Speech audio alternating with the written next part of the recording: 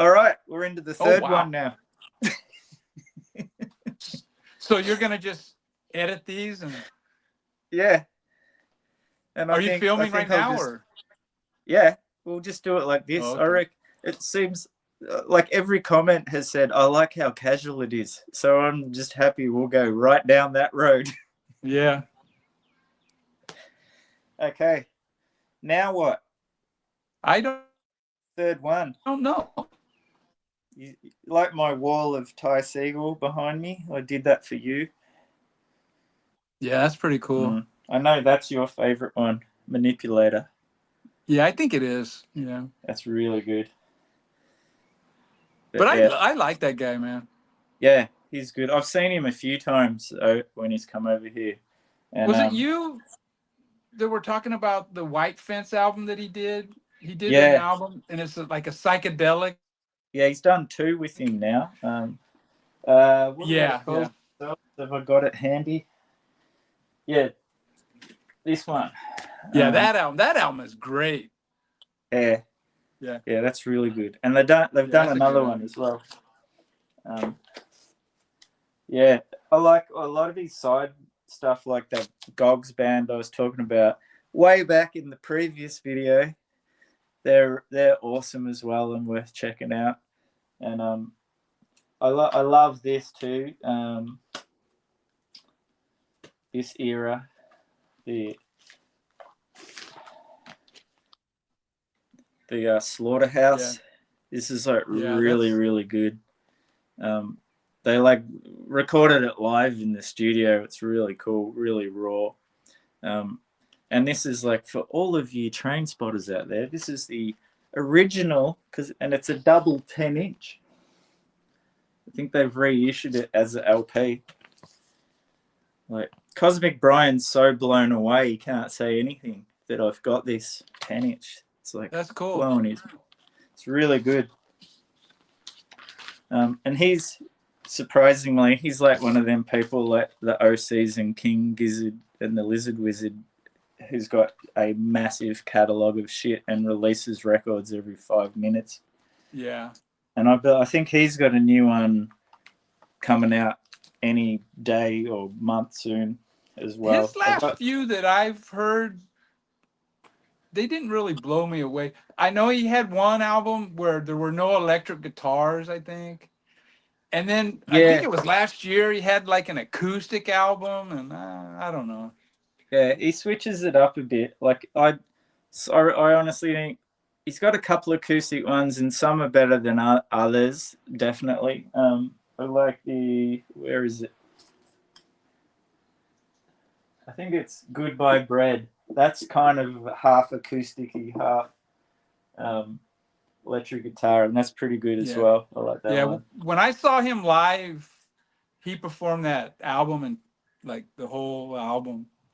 Yeah, it was pretty good. Yeah, I think it was first time I saw him was when that come out. And that was. See, I need to get that one. That's great. Yeah, that's probably like that. I think the first one I ever heard was this one, Melted. Yeah, that's the first one I ever bought was Melted. Yeah, and this is really good. Like I love that song. I've got a girlfriend.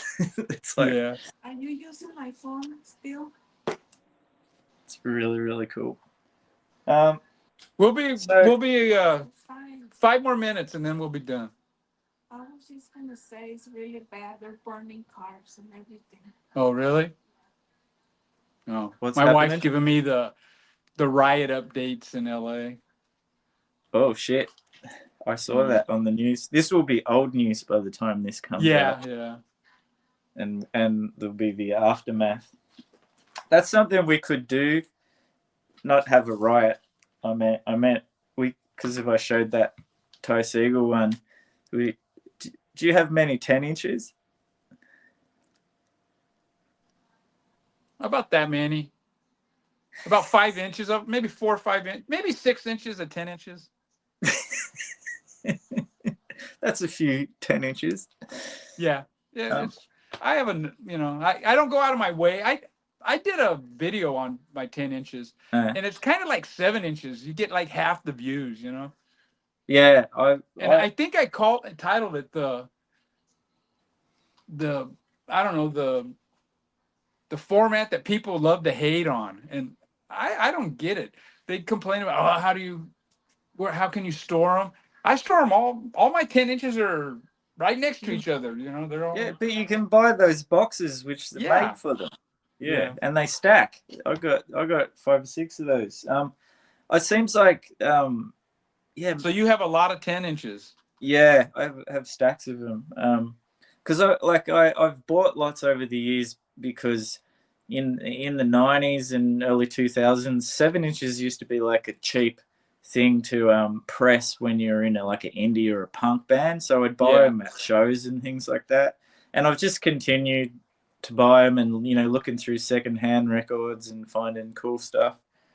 And then uh, a lot of the newer bands like Split System and things like that still release 7 inches, which are standalone from albums and that, which I like. That's kind of like, I don't know, I like the idea of 7 inches because it's just one song is where you've got to like put everything into it and get people's attention. I think it suits like punk rock and 60s garage stuff and Yeah. that kind of thing really well. But yeah, it I seems like people in the UK love them, but I don't see too many Americans digging on them in the VC anyway. Yeah, you know Ryan Kidd, he did a video of the first 100 stiff 7 inches. Mm. It's like, it was pretty impressive, man. He has them all. Yeah, I imagine he would have. Like, that's a rabbit hole if you want to spend a lot of money on punk rock. Yeah, 7 inches. Jesus Christ, man. But yeah, my theory is there's not as many punk dudes in the VC, and there's a hell of a lot of prog dudes, which is why I think there's not much love for the 7 inch. yeah, maybe, yeah. So you can't fit a 15-minute song with 3 suites in it on just Yeah. one side of a 7 inch, man. Yeah. Yeah. No, that's a road too far for me. I'm sure I've got stuff which is like got proggish elements to it, but just going in and full on into some of that stuff with flutes and birds and twittering. Yeah, the birds is a killer for me, you know. Mm. And back in the early 70s, I had like I was buying the Yes albums. Mm. And I got rid of them all except for the first 3. And, Okay. And they're more song structured. Because I've heard that the one called the Yes album's pretty good. That's a good album. That's probably my favorite Yes album. Yeah.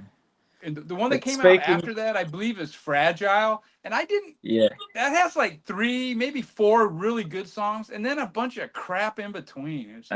Well, you just reminded me because there's that song on that called "Heart of Sunrise" or "Sunshine" or something. Something like that. It's got that big diddle diddle diddle bass line in it. Yeah. And sort of heavy duty. And so I first heard that. Remember that like shonky fucker Vincent Gallo, that who was a filmmaker, and he made that film with Christina Ricci called Buffalo 66. Yes. It was like an indie one, and they used that song in a sequence really effectively, but it was just like that bit, and I was like, oh, this song's like awesome. Like, it's really good. And then I seeked out that song, and I was like, this song goes forever, and it's got all of these like weird, slow, boring bits, and I was like, I wanted more of that diddle diddle diddle diddle stuff going on, and it was just like, I wish I could get an edit of just how it is in the film. That's how I feel about their album "Close to the Edge." The one that's green. It's a lot of people's favorite, and for me, it has some bits in there that are fantastic. Their bass and rhythm, drums, their rhythm section was really good, and they had a little bit of funk in them. which a lot of prog doesn't have at all. Yeah, And I gotta say the but bass playing is overall, what. I don't need the whole drawn out thing. Yeah, That little bit there, it's an 8-minute mark, man. If they would have just made that a song. yeah, yeah. The surprising thing of what I've heard of them is, to me anyway, was the bass. How yeah, it's got a bit of groove and funk, but it's got like a bit of edge to it, which I didn't expect. Yeah. But yeah, I still don't know if I can go there. And then the other one, I actually saw Yes in '73. Oh, really? And they were really good, except for Rick Wakeman, to me, ruined the show. Yeah. I mean, he comes out and he's wearing a cape, and he's got these keyboards like maybe 360 around him, and he just had this air of like taking himself too serious. And I mean, this was way before punk. So I guess I had that kind of in me, even before punk was a thing. It's like, this is way over the top, and I'm not into it. But from what I hear, he's really a down-to-earth person. He's not, like, in real life, he's not like that at all, It's... No, like, he's, because he was a session musician in the 60s, and he's like one of those people like Jimmy Page who's played on, like, everything as a session musician. He's on the first Lou Reed solo album. Oh, the one with the sort of flowers and stuff on it, the self-titled There's like one. a bird, a little chick on the front cover with a wave. I don't know that one so well. I have got it, but I never listened to it. It's got maybe 4 good songs, and then some. Yeah. He didn't get going until his second album. Yeah, I have a friend of mine who's really into Lou Reed. And it's not you, Embryonic Brian Robot. Yeah, that guy is. And he's into John Cale as well a lot. And, oh, my God. And every now and then we'll have a day where we drink beers and play records. And at the certain point when I know he's had enough beers, I know how to really annoy him. And I'll just say, I just think, I like Lou Reed, but like his shit records are so shit. And his great records are great. And I said, but John Cale's just so much more consistent. And then that just sets him off. And he's just like, Lou Reed's fucking brilliant. He can make as many bad records as he wants for his one awesome one and all this. And then it's away and I've done my job, I feel. Yeah. I'm sure there's some John Cale albums out there that I would like. But the only one I ever bought was that 1919 Paris or whatever that. And I don't know. I remember I showing it on a Video Finds, and I was not impressed. I remember my comment was like the piano bits. I go, I could even write that shit, It's like a kind of Baroque pop record. Yeah. I think the ones that most people like, I guess the easiest way to get into him is those 3 Island records. Like, what's it called? Slow Dazzle or Razzle. Fear. And then he has a live one too that's supposed to be good. Pretty punky. Yeah. Brian, if he's watching, you know what? Is probably... At my age, I'm not going to even bother worrying about it. I got too many records to listen to, so. Fair enough. John Cale, sorry. Yeah. Yeah. Sorry, Toronto Embryonic Robot. Sorry. Yeah. So, yeah, you probably don't have enough time to get into those later Leonard Cohen records either. Oh, fuck that shit, dude. Yeah, just while we're trying to defend Brian as much as possible. I have one Leonard Cohen album, and quite frankly, that's enough. It's not bad, but come on. Yeah. I wish I could remember just the quote from Neil from The Young Ones. This is something like, where he goes, I don't know why I bother ever, because nobody listens to me like a Leonard Cohen record. Yeah. Neil was so funny. I have a 7-inch by him. It's pretty funny. Oh, is that when he does the traffic song, the hole in my shoe? Yeah, yeah, Yeah, that's great. yeah. That's great. Yeah, that was a fantastic show. When I first saw that, I didn't know what the hell. I think because I was a kid, and it was only maybe a year or two after it originally aired. It came out here, and the first one I saw was when it was the summer break, and Vivian the punk was bored, and he's got a cricket bat, and he's just smashing everything and hitting the other people, and I was like maybe I don't know 12 or something, and I was just like, what the hell is this? And he's like bored, and he's just whacking everyone. Bored. Yeah, that show was Really, funny. really good. Well, that was a excellent segue to because I've watched a couple of movies and a music documentary just recently. Have you seen this? The Summer of Soul. No. It's Nope. it's a doco on in 1969 in New York in what I think the name's been changed. What was then called Morris Park.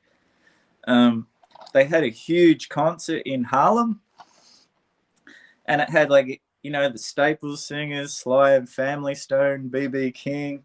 Yeah, and apparently the footage just like sat in this guy's basement for 50 years because he tried to sell it, and of course it was around the same time as the Woodstock movie came out, and people didn't want to know about it. And then he thought, oh, maybe I'll call it the Black Woodstock. That didn't work either.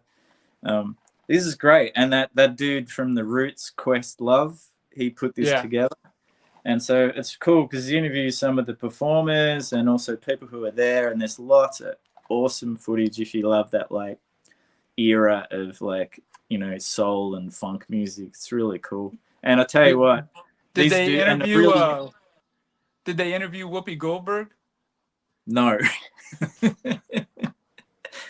Has she become like the new Bono? Is she in every doco ever?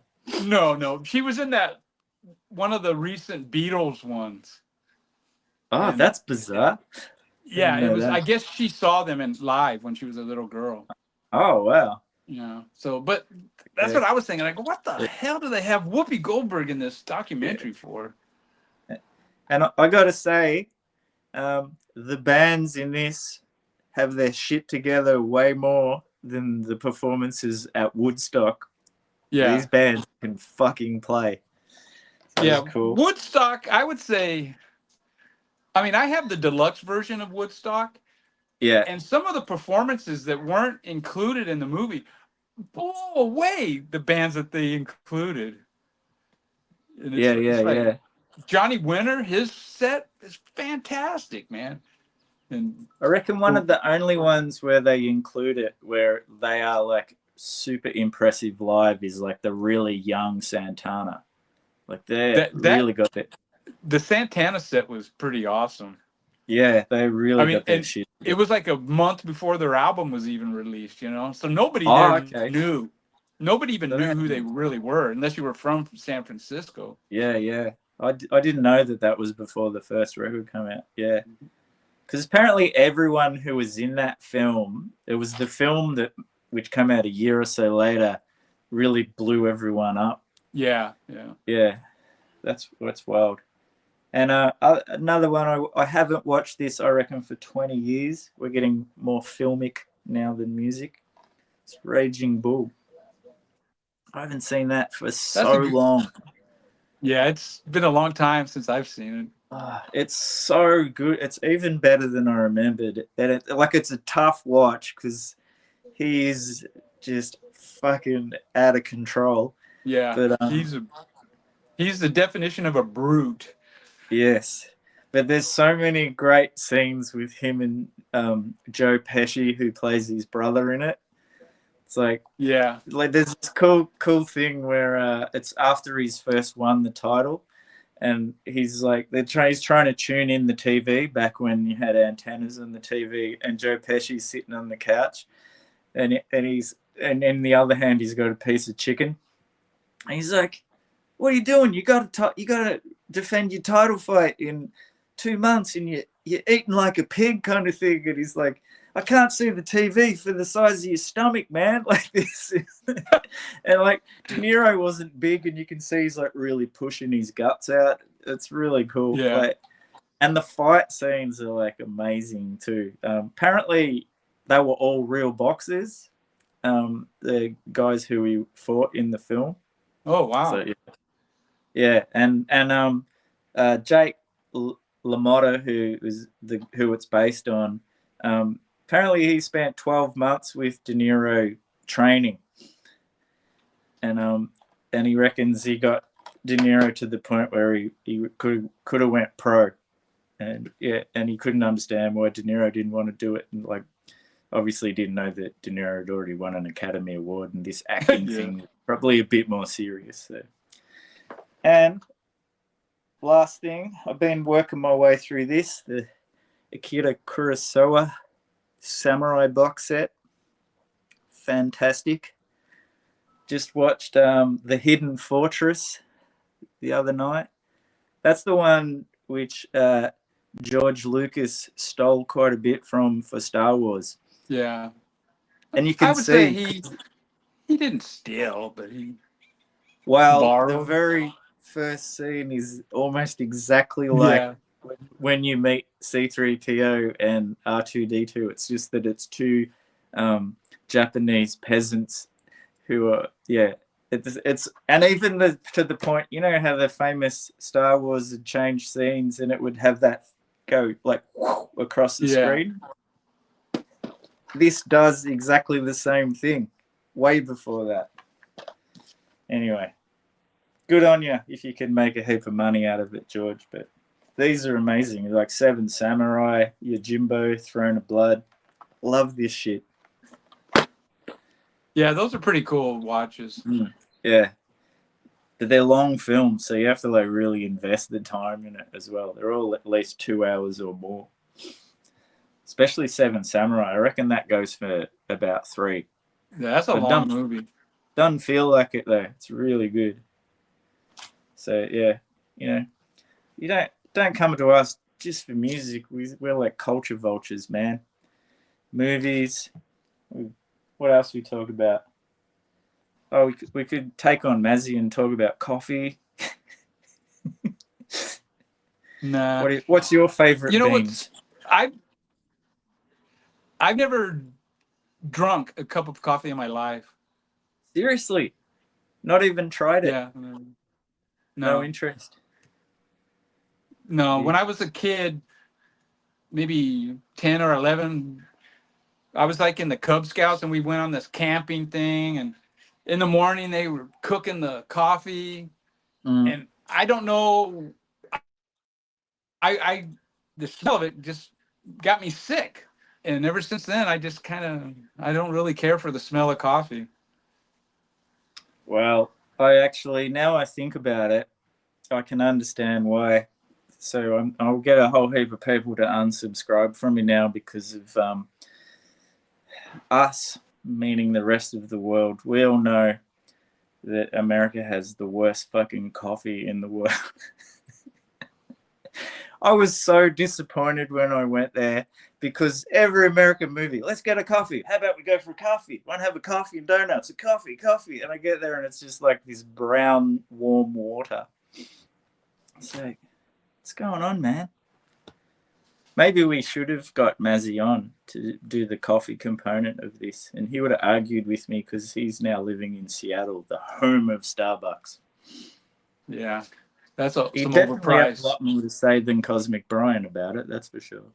Yeah. Come on, Cosmic, you gotta have an opinion on something here. Yeah, liven up, man. People are gonna like really think you've gone too far with this stoner thing. Yeah, I think that Randy Deadwax 66 comment really got to him, you know.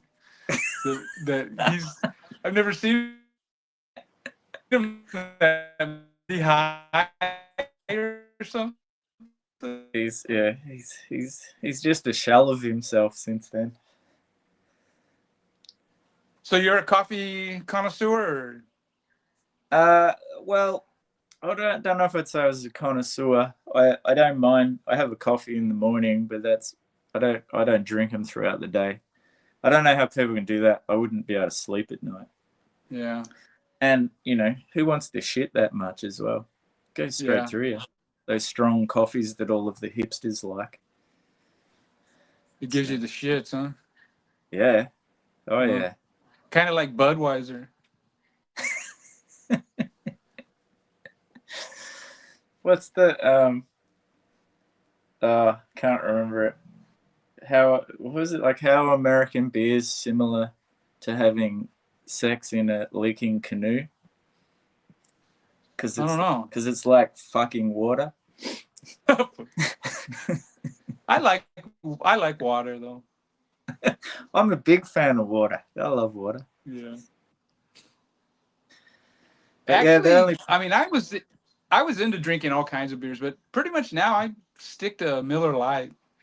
It's got the yeah. least amount of calories. I If I drink 3 or 4 in an hour, my kidneys can digest the amount of alcohol that is actually there. I don't know. It's the beer for old healthy farts. I'll keep that in mind.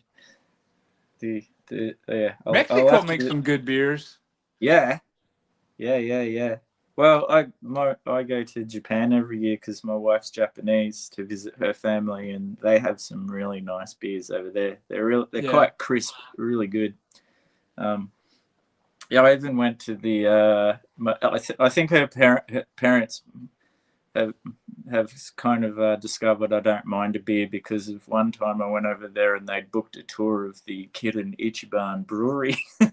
So, which was good. It was That's good because cool. at the end you just sit around and try all their beers, all the different types they have. It was great. That's pretty cool. Yeah.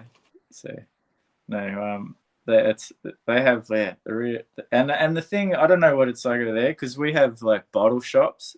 You can't buy alcohol like from just like a supermarket or something like that. You have to go to a bottle to get them. Like there's supermarkets which have a separate bottle shop within the supermarket, but like in Japan, they're just in the supermarket, like with the soft drink and or what you call pop, I think, and all the regular things. So yeah, it's always sort of funny to me because we have it all separate. That's how it is in the U.S. Oh, is it? So you have like Yeah, what the are they beer called? and alcohol is Yeah. it's just So are like they in what do you call them? Are they bottle shops or? No, it's like in Japan. They're just like in the grocery store. Oh, okay. Just you get them. Yeah. Now I remember when I was in Mexico, we went to a specific store when we bought some tequila, and it was I don't know what they call them, but it was kind of like what you're describing, a Yeah. bottle shop. Yeah. And I think we're more similar to the UK, and I think they're called an off license or something like that. I probably got that wrong, but So are you talking just hard alcohol or even no, beer, like beer or spirits or any of that stuff. They're all in the same place. Yeah. what's So the drinking age in Australia? 18. Oh, okay. So yeah, you can the same age as when you can get your driver's license as well. So yeah, that's the big age.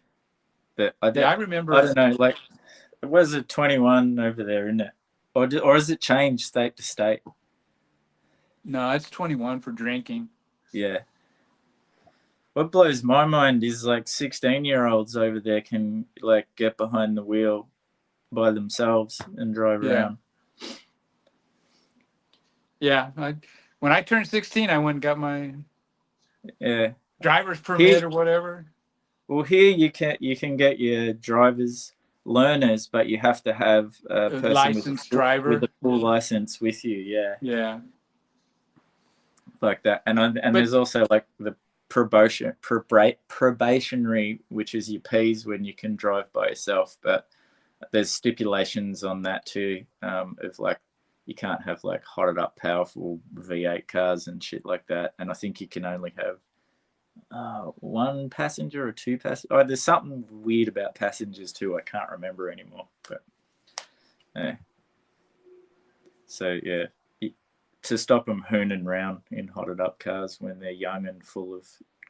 It seems to me like here in the U.S., the youngsters are not that excited about getting a driver's license and getting their own car. It seems like, I mean, I know personally some that wait till they're in their 20s, before they even get their license. Really? Because I Yeah. thought that's what it was all about over there, because it's more built for driving over there than it's not known for its amazing public transport system. It's like Not at all. Yeah. That's yeah, what's I funny guess, is Gavin, the California governor, they're trying to push like mass transit on us, get us out of the cars. But there's no mass transit here. So, I mean, you build it and then maybe people will go. But right now, man, I'm not going to get on. If I'm in LA, I'm not going to ride one of those fucking buses. They have fucking homeless. They give free bus passes to the homeless. So, man, you get some really shaky people on the buses in LA. And there's no subway system, the railroads here, they're not. It's so spread out. I guess it's like where you are. It's pretty spread out too. Yeah, Melbourne's not too bad with, like, I get the train to work every morning, which beats the hell out of sitting in traffic. It's as is not bad. There's a big carry on at the moment because they're building a new tunnel and all this sort of stuff to try and make it easier to connect from one side to the other. Because of, like all cities, it's sprawling out further and further. But most people don't live right near where they work anymore, so they're trying to it's and of course there's all this, it's bazillion dollars over budget and all that sort of shit, and people are carrying on. But I don't know, like, if it's once it gets done, I think it'll be good. But we possibly the only major city who doesn't have a train to the airport, which is ridiculous. Where? In Melbourne, we don't have a train that goes to the airport. So same with LA. Yeah. Oh, really? Okay. Yeah.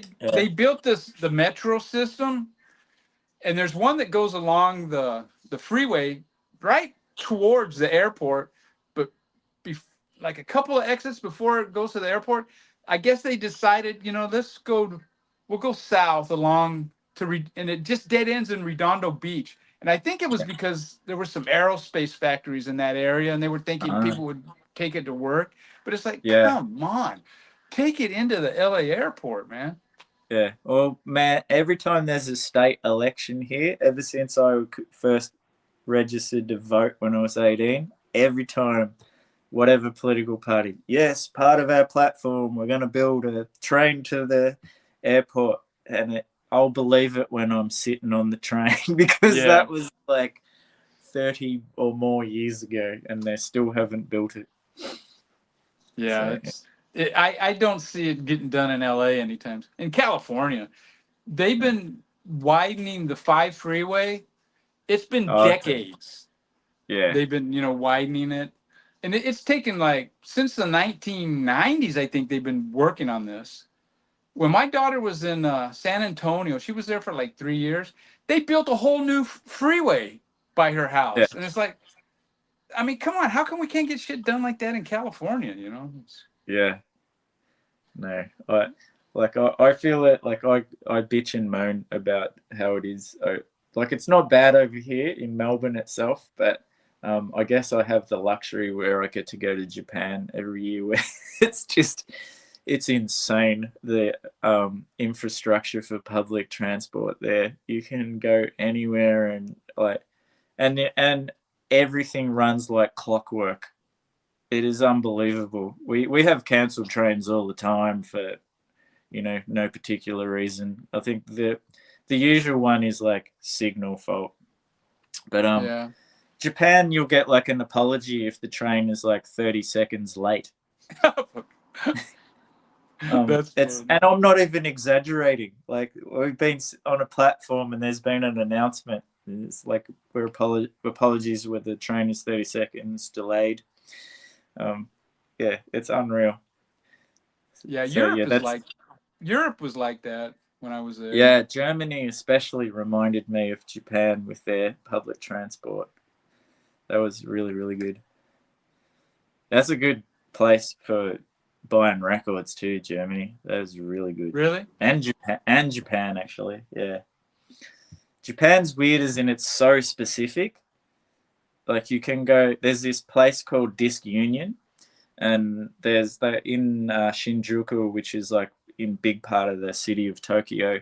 They've got 4 or 5 stores. They got heaps of them everywhere, and one's just like the rock store, and then there's the punk and metal store, and then there's a jazz store, and a soul and funk store, and then there's like this place called Dub Store Records, and that just does reggae, dub, and ska. And I even discovered one which just sells Beatles records. Every fucking edition of every record you could think of and Beatles related stuff. And there was a Stone store as well, but I haven't found that one yet. But yeah, it's amazing, and they're from one extreme to the other of where you've got like the most curated subgenre to the point of you can't find anything because if they just get too finicky with that. So you've either got that and then the most beautiful you could eat off the floor kind of store, or you've got ones where you walk in and you can hardly get through the door because there's a stack of records in boxes leaning on the door, and you have to like be like the guy who runs it. You're like, excuse me, can I just get to those records? And they're on the floor and everywhere. So Yeah, I can't be bothered with those kind of record stores anymore. Yeah, it's a lot of work. I think my first trip, I think I tried to do all of that, and I got pretty sick of it fast. I need a little bit of space, but it's interesting, and you can just find everything. It's quite ridiculous. It's kind of and when you're traveling, you got to be like, God, what do I leave behind? Because I got to carry this shit with me everywhere. Yeah. Yeah, when I go on vacation, I really don't go record shopping. I never really. I didn't feel like lugging a bunch of records around, you know. And then when I'm with the family, none of that. I remember, I don't know, we were in Big Bear, and I go, let me go in this record store. And I'm looking, and I could tell my daughters were bored, my wife was bored, and I go, fuck this. I have enough records. Yeah. I don't need to go looking for records when we're on vacation. So I just don't. I know I might be missing out on all these great records, but whatever. I have enough. Yeah, no, that's fair enough. Like I'm pretty lucky. I get a fair bit of latitude, but there are times where I feel the weight of like, oh, I've been in here a little bit too long, sort of thing.